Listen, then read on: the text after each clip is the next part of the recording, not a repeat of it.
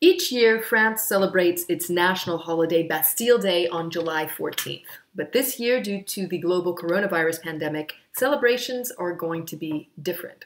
Just how different? Well, let's join our very own Genie Godula to find out more.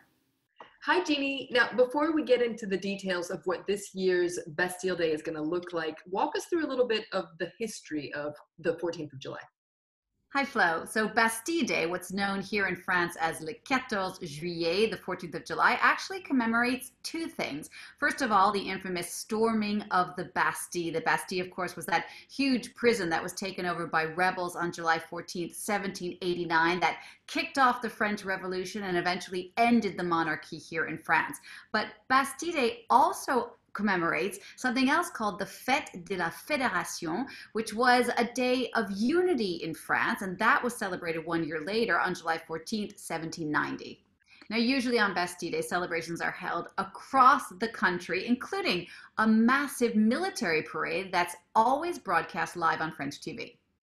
The Bastille Day Military Parade is the oldest and largest regular military parade in Europe, and it's held on the morning of July 14th in Paris. Now, the parade goes down the world-famous Champs-Élysées, starting at Place de l'Étoile and ending at Place de la Concorde, where there's the French president, French officials, and foreign dignitaries. Now, critics say that it is a grotesque display of patriotism and nationalism and military might, but it certainly is also, for many people, a cherished French tradition that many people tune into religiously. This year, however, given the social distancing and all the restrictions that are in place, there will not be any march down the Champs-Élysées, but what there will be this time is a static ceremony at the Place de la Concorde. There'll be 2,000 military personnel. It sounds like a lot, but it's actually 2 times less than what they have usually.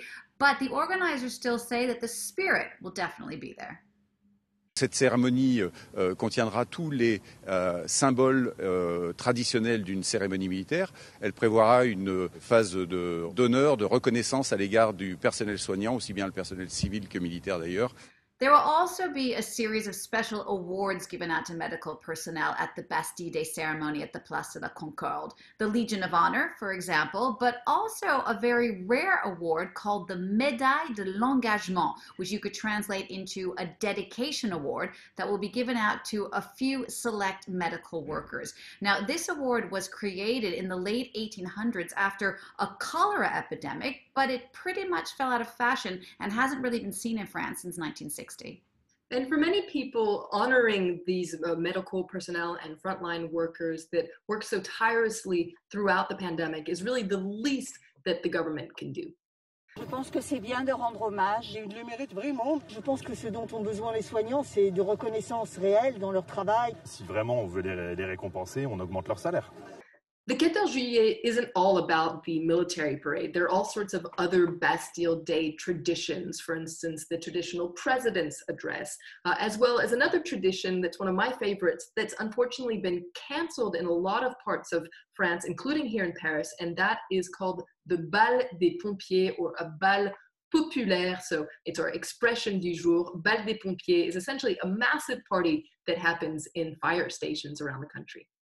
These balls are traditionally held on the 13th or the 14th of July, sometimes both. They're so much fun. The firefighters clear out all the trucks from the fire station. They bring in live music, sometimes DJs, and people of all ages and from all socioeconomic backgrounds get together to dance and have a good time. And if you're lucky, you just might get a chance to dance with one of these firefighters who have the reputation of being some of the most handsome men in France.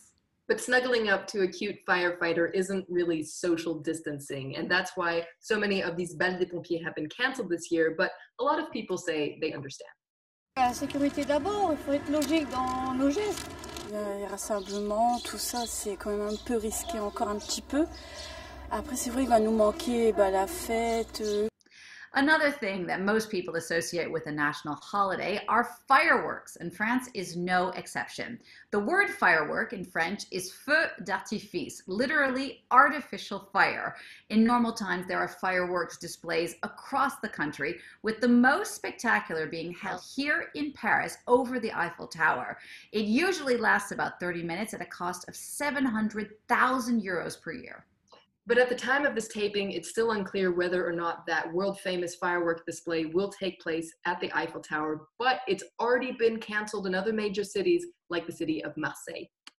Now, for fireworks makers and sellers, Bastille Day represents most of their turnover for the year. So as you can imagine, the cancellation of so many fireworks displays is bad for business.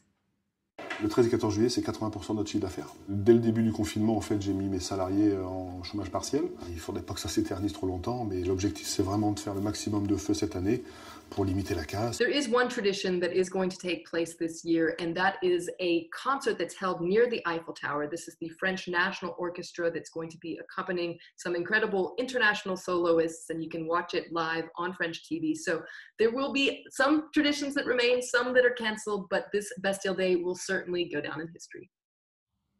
Je suis Julie Dungeloff de la chaîne francophone de France 24. Yo soy Erika Olavarría de la cadena en español de France 24.